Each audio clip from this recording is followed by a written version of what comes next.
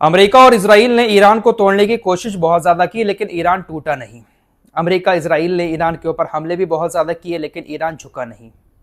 इन लोगों का इरादा यह था कि इनके ऊपर इतने हमले किए जाएं कि इनकी जनता सड़कों पर उतरकर अपनी सरकार का सत्ता परिवर्तन कर दे, लेकिन ईरान के अंदर सत्ता परिवर्तन भी नहीं हो पाया।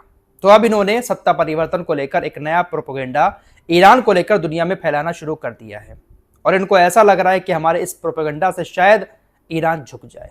दरअसल आपको मालूम ही है कि पाकिस्तान के अंदर दूसरे दौर की बातचीत के लिए अमेरिका तड़प रहा है, लेकिन ईरान कह रहा है कि जब तक हमारी शर्तें नहीं मानोगे, नाकेबंदी को नहीं हटाओगे, ईरान का डेलीगेशन बातचीत करने के लिए पाकिस्तान नहीं पहुंचेगा। अब इसी को लेकर अमेरिका और इजराइल की तरफ से एक नया प्रोपेगेंडा फैलाया जा रहा है, और इनका साथ दे रहा है इनका मीडिया।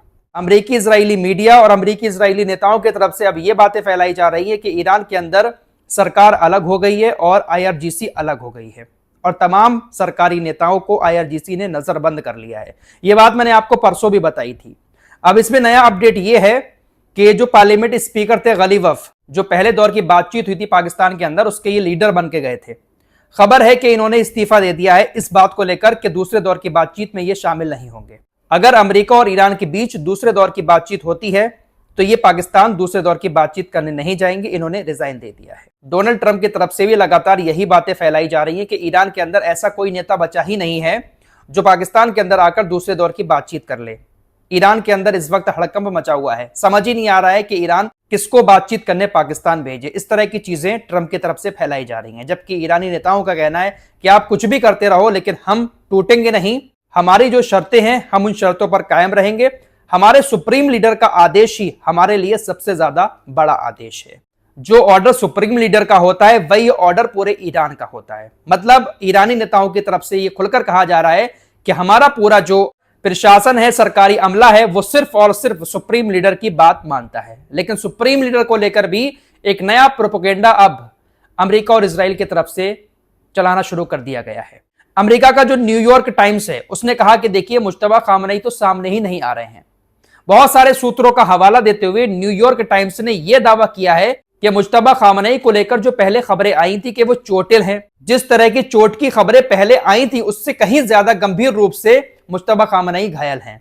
न्यूयॉर्क टाइम्स ने दावा किया कि मुश्तबा खामनेई के एक पैर का तो 3 बार ऑपरेशन हो चुका है, लेकिन पैर ठीक होने में नहीं आ रहा है, इसलिए उनके पैर को काटकर अब नकली पैर लगाने की कोशिश की जा रही है। मुश्तबा खामनेई को लेकर यह भी दावा किया गया कि उनका चेहरा और उनके होंठ बुरी तरह से जल चुके हैं, जिसकी वजह से बोलने में उनको बहुत ज्यादा दिक्कत हो रही है। न्यूयॉर्क टाइम्स ने दावा किया कि फ्यूचर में उनको प्लास्टिक सर्जरी की भी जरूरत पड़ सकती है, इतनी बुरी तरह से मुश्तबा खामनेई घायल हैं।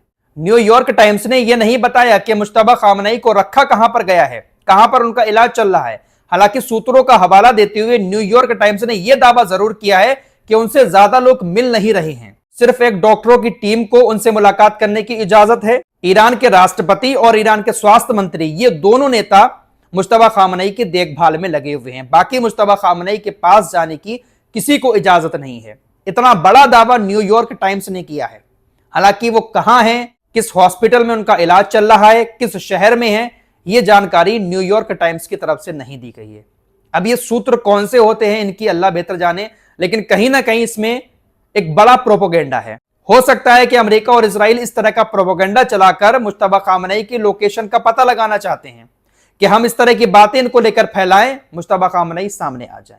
क्योंकि अमेरिका भले ही कितनी भी बातचीत की कोशिश कर रहा हो, रिश्ते अच्छे करने की कोशिश कर रहा हो, लेकिन मौका लगते ही मारने से चूकेगा नहीं। डोनाल्ड ट्रंप ने अपने एक पुराने पोस्ट को फिर से शेयर किया, जिसमें उन्होंने इस बात का हिंट दिया था कि ईरान के उन सभी अधिकारियों को हम मार डालेंगे जो उनकी शर्तें नहीं मानेंगे। अगर ईरान के अंदर 2 गुट हैं, एक समझौता चाहता है और दूसरा समझौता नहीं चाहता है, तो चलो समझौता ना करने वाले गुट को मार डालते हैं। ट्रंप की तरफ से भले ही कितनी बातचीत के दावे किए जाते हों, लेकिन मौका लगते ही ट्रंप और नेतन्याहू चूकेंगे नहीं।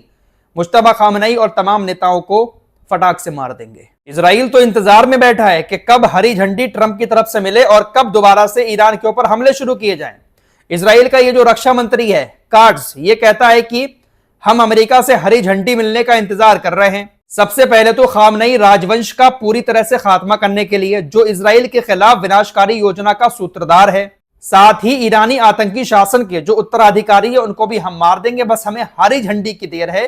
अमेरिका हरी झंडी देगा और हम खामनेई खानदान को पूरी तरह से खत्म कर देंगे। इसने कहा कि इसके अलावा हम ईरान के ऊर्जा संयंत्र को पूरी तरह से खत्म कर देंगे, बिजली की सुविधाओं को खत्म कर देंगे, ईरान के राष्ट्रीय आर्थिक ढांचे को कुचलकर ईरान को अंधकार युग में धकेलने के लिए हम तैयार हैं। बस हमें अमेरिका की हरी झंडी की जरूरत है। अमेरिका अगर कह देगा हमला कर दो, हम हमला करके पूरे खामनेई खानदान को खत्म करने के लिए तैयार हैं। फिलहाल ये दूसरे दौर की बातचीत की कोशिशें हो तो बहुत रही हैं, लेकिन मुझे लग नहीं रहा है कि बातचीत हो पाएगी, क्योंकि अमेरिका इजराइल कहीं ना कहीं कोई बड़ा गेम अंदर अंदर खेल रहे हैं। इनका इरादा यही है कि मुश्तबा खामनेई को किसी भी तरह से बाहर निकालकर उनको मार दिया जाए। हो सकता है कि इनको लोकेशन का पता न चल पाता हो। मुश्तबा खामनेई अंदर रहकर IRGC को लीड कर रहे हैं, इसीलिए इनकी तरफ से इस तरह का एक प्रोपेगेंडा फैलाया जा रहा है कि IRGC और सरकार के बीच मतभेद हो गए हैं। तमाम ईरानी सरकार के अधिकारियों को IRGC ने नजरबंद कर दिया है। इस तरह की बातें फैलाकर कहीं ना कहीं ये एक ईरान को तोड़ने की एक बड़ी साजिश रच रहे हैं। लेकिन IRGC हुई या सरकार हुई ईरान की, बहुत दिमाग से यहां पर काम ले रही है। फिलहाल पाकिस्तान के अंदर बातचीत के चांसेस इसलिए और कम नजर आ रहे हैं क्योंकि अमेरिका लगातार नाकेबंदी को बढ़ाए जा रहा है। ईरान शर्त रख रहा है कि आप नाकेबंदी जब तक नहीं हटाओगे तब तक हम पाकिस्तान में बातचीत करने नहीं जाएंगे। लेकिन इसी बीच डोनाल्ड ट्रंप ने अपनी सेना को आदेश दिया है कि ईरान की कोई भी बोट आपको नजर आती है, आप उस पर अंधाधुंध फायरिंग करें, उस पर हमला करें और उसको डुबो दें। चाहे वो छोटी नाव हो या बड़ी नाव हो, आपको ईरान की कोई भी ऐसी नाव दिखती है जो बारूदी सुरंगें बिछा रही हो, आप उस पर गोलीबारी करके उसको डुबो दें। हमने 158 ईरानी नौसेना के जहाज पहले ही डुबो दिए हैं। ट्रंप ने कहा कि हमारे बारूदी सुरंग हटाने वाले जहाज लगातार ईरान के बारूदी सुरंगों को हटा रहे हैं और कुछ और माइन स्वीपिंग जहाजों को जापान से अमेरिका मिडिल ईस्ट के अंदर बुला रहा है। ये जो माइन स्वीपिंग शिप होते हैं, इसके जरिए जो बारूदी सुरंगें बिछी हुई होती है उनको हटाया जाता है। तो अमेरिका स्टेट ऑफ हॉर्मुज में अपने ऑपरेशन को बढ़ा रहा है, कम नहीं कर रहा है। नाकेबंदी को लगातार अमेरिका बढ़ाता रहेगा तो बातचीत का दौर जो पाकिस्तान के अंदर शुरू होना है वो और दूर जाता रहेगा। बातचीत नहीं हुई तो हो सकता है कि किसी भी वक्त ईरान की तरफ से फिर बड़ा पलटवार किया जाए नाकेबंदी को खुलवाने के लिए और उसके बाद फिर से ये जंग शुरू हो जाए। फिलहाल मामला अभी पूरी तरह से उलझा हुआ है, किसी भी मुद्दे का हल पूरी तरह से निकल ही नहीं पा रहा है। अमेरिका और इजराइल पूरी तरह से खुद भी उलझे हुए हैं और ईरान को भी उलझाए हुए हैं। फिलहाल लेबनान के साथ इजरायली सेना का सीज फायर है, लेकिन वहां पर भी खबर आ रही है कि इजराइल की सेना ने हमला किया।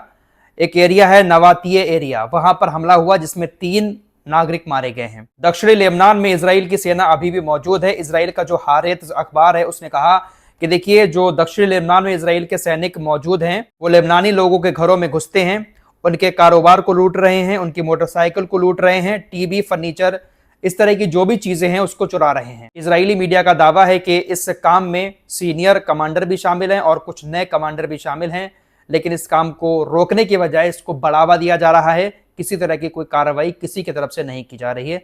घरों में घुसते हैं लेबनान के लोगों के और जो भी मिलता है उसको लूट लेते हैं। बहुत सारी तस्वीरें आई थी, वैसे मैंने देखा कल, जो लेबनानी घरों के अंदर घुसकर किचन में खाना बना रहे हैं इजरायली सैनिक, जैसा कि गाजा के अंदर किया था। आपने देखा होगा गाजा की महिलाओं के अंडरगारमेंट्स इजरायली सैनिक पहनते थे। फिलिस्तीनी महिलाओं के कपड़ों के साथ गंदी गंदी हरकतें इन इजरायली सैनिकों की तरफ से गाजा के अंदर की जाती थी। आप सभी ने वो तस्वीरें देखी होंगी। ऐसा ही कुछ ये लेबनान के अंदर भी कर रहे हैं। फिलहाल इस रिपोर्ट में इतना ही। कुछ और खबरों के साथ फिर हाजिर होंगे। अपना ख्याल रखिएगा। अल्लाह हाफिज।